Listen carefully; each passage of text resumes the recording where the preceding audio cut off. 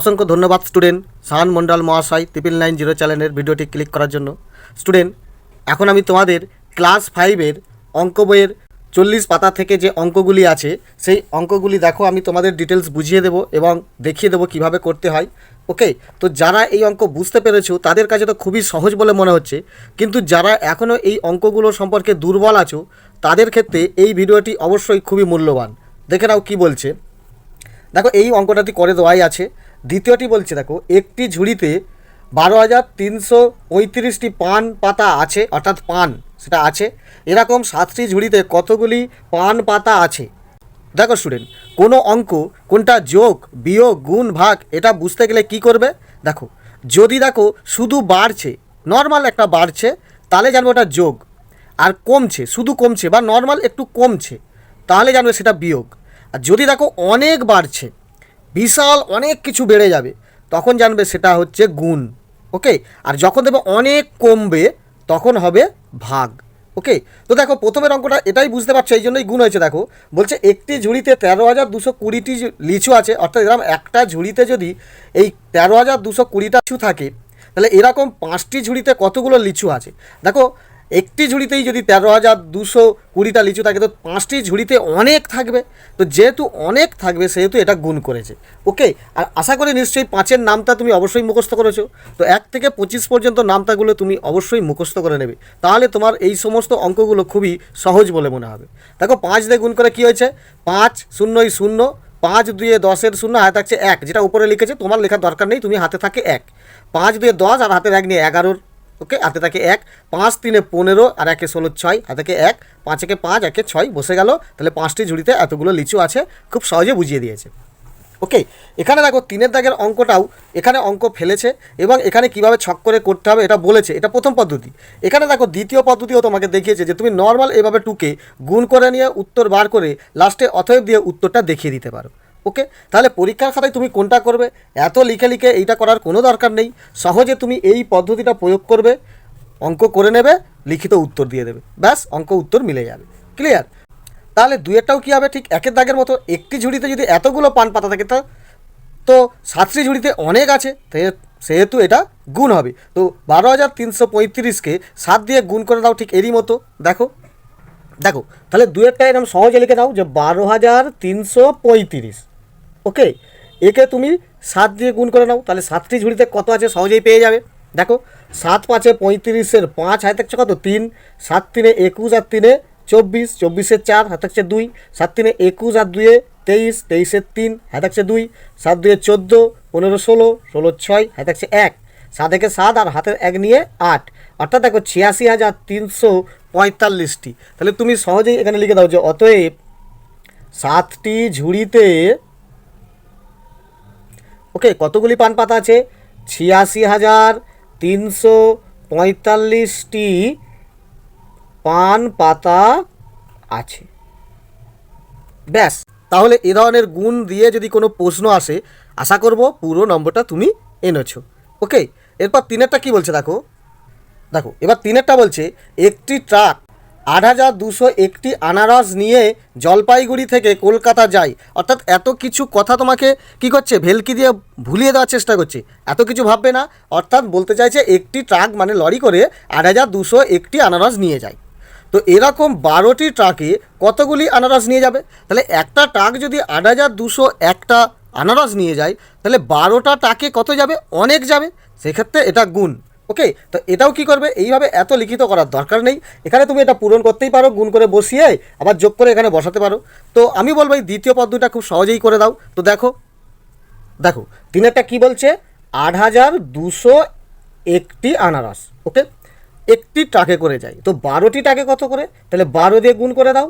দেখো গুণটা করছি, দেখো 2 1 2, 2 0 0, আগে 2 দিয়ে 4টেকেই গুণ করে বসিয়ে দেবে। ওকে, তারপর কী হচ্ছে? 2 1 2, 2 0 0, 2 2 4, 2 8 16। ওকে, অর্থাৎ 2 দিয়ে একটা ধাপ হয়ে গেল। এবার 1 দিয়ে দ্বিতীয় ধাপটা যাবে। তো এখানে ডান দিকে প্রথমেটা তুমি এটা নিচে 0 বসাতে পারো, অথবা এটা কেটেও দিতে পারো। ওকে, 1 1 1, 1 0 0, 1 2 2, 1 8 8। ওকে, আর এই রকম সোজা সোজা অবশ্যই বসাবে, তাতে তোমার যোগ করতে সুবিধা হবে, ভুল হওয়ার সম্ভাবনা আর থাকবে না। যদি একটু টেরা বেঁকা করে ফেলো তাহলে তুমি যোগ করতেও ভুল করে ফেলবে। ওকে, অর্থাৎ ধরো এই অঙ্কটা তুমি যদি এরাম তোলো, ধরো 1 6 4 0 2 আছে, তারপরে ধরো এখানে একটা কাটা দিয়ে 1 0 2 8 এরকম করে যদি বাঁকিয়ে লেখো, তাহলে কিন্তু এই যোগটা তোমার করতে কী হবে, অসুবিধা হবে। তো এইভাবে তুমি অবশ্যই টুকবে না, তুমি সহজে এরকম সোজা সোজা ঠিকঠাক টুকবে। ক্লিয়ার? তো এটা এবারে দেখো যোগ করলে কি আসবে, 2 নিচে কিছু নেই মানে 0, অর্থাৎ যোগ করলে 2 হয়। 1 আর 0 যোগ করলে 1, 4 আর 0 যোগ করলে 4, 6 আর 2 যোগ করলে 8, 8 এবং 1 যোগ করলে হবে 9। তো লিখে দাও যে অতএব এরকম 12টি ট্রাকে, ওকে, 98,412টি আনারস নিয়ে যাওয়া যাবে। ওকে, নিয়ে যাওয়া যাবে। ওকে, তাহলে এটাও দেখো খুব সহজ। চারটা কী বলছে দেখো, একটি মোটর বাইকের দাম 35,225 টাকা, মানে একটা মোটর বাইক অর্থাৎ মোটর সাইকেলের দাম হচ্ছে 35,225 টাকা মনে করো। তাহলে দুটি মোটর বাইকের দাম কত? তাহলে নিশ্চয়ই বেশি। এবার যদি বলো নর্মাল বেশি, তাহলে তোমাকে এরকম দুটো যোগ করে দিতে হবে। আর দেখো একটার যদি দাম এত টাকায়, দুটোর দাম তাহলে অনেক বেশি হবে, সেক্ষেত্রে এটা গুণ করে দাও। ওকে, অর্থাৎ এটি খুব সহজেই এরকম তুলে নাও যে 35,225 এতকে 2 দিয়ে গুণ করে নাও। ওকে, 2 5 10 0 হাতে থাকে 1, 2 2 4 1 5, আবার দেখো 2 2 4, 2 5 10 0 হাতে থাকছে 1, 2 3 6 আর 1 7, অর্থাৎ 70,450 টাকা।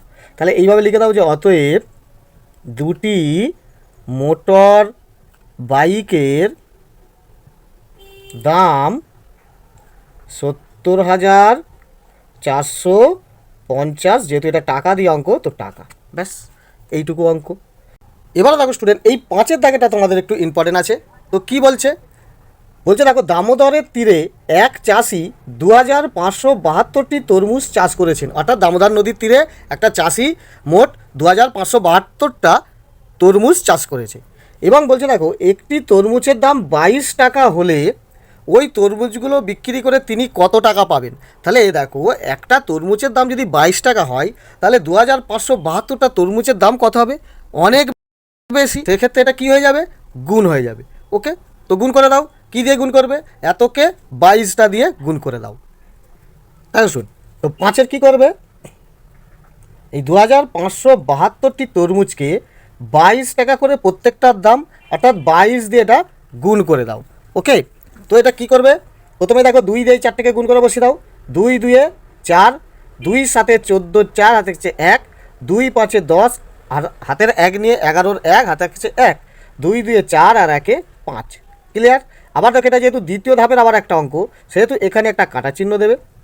2 দিয়ে দেখো এইটাকে গুণ করলে আবার এটাই হয়, অর্থাৎ এই সাইড দিয়ে বসিয়ে দাও 4 4, তারপরে 1 আর 2 5।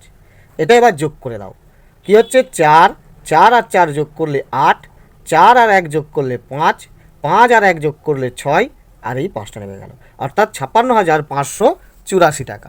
তো লিখে দাও যে অতএব ওই তরমুজগুলো বিক্রি করে কত টাকা পাবেন, 56,584 টাকা পাবেন।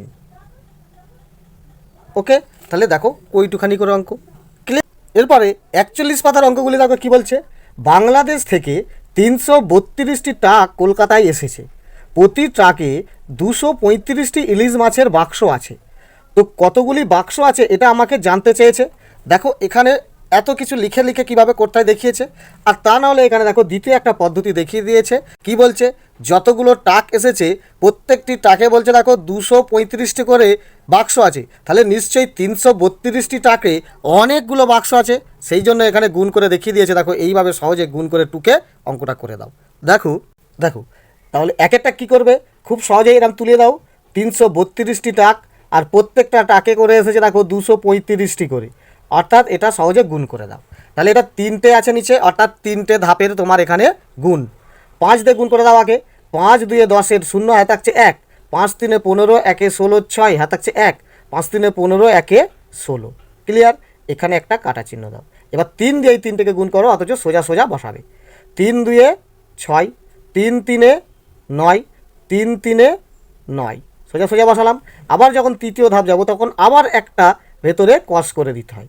ওকে, 2 দিয়ে গুণ করো, 2 2 4, 2 3 6, 2 3 6, এটা বাইরে চলে গেল।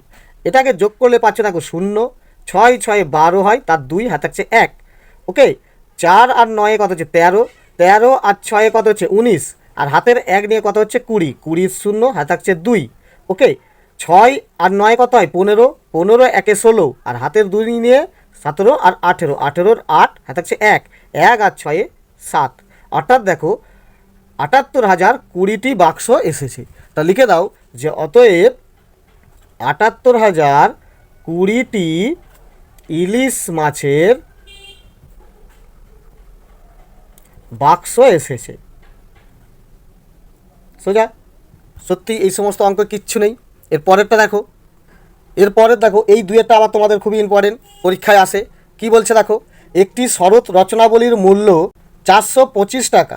অর্থাৎ শরৎ রচনাবলী মানে শরৎচন্দ্র চট্টোপাধ্যায়ের লেখা কোনো একটা বই, রচনাবলী বই।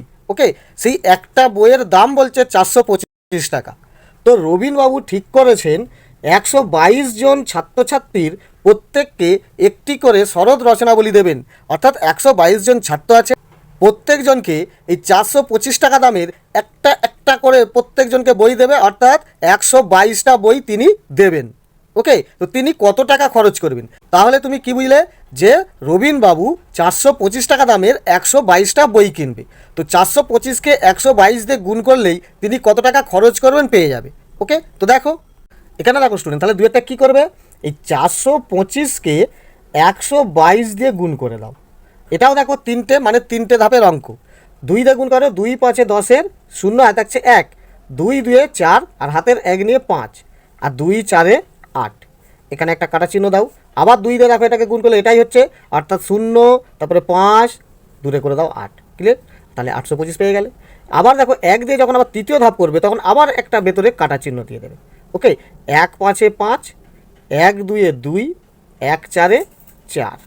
এটাকে এবার যোগ করে দাও। দেখো 0, 5 আর 0 যোগ করলে 5, 5 5 10, আর 8 18 8 হাতে থাকছে কত 1, 8 2 10, আর 1 11 1 হাতে থাকছে 1, 1 আর 4 5, অর্থাৎ 51,850 টাকা খরচ করবেন। তো লিখে দাও যে অতএব তিনি 51,850 টাকা খরচ করবেন।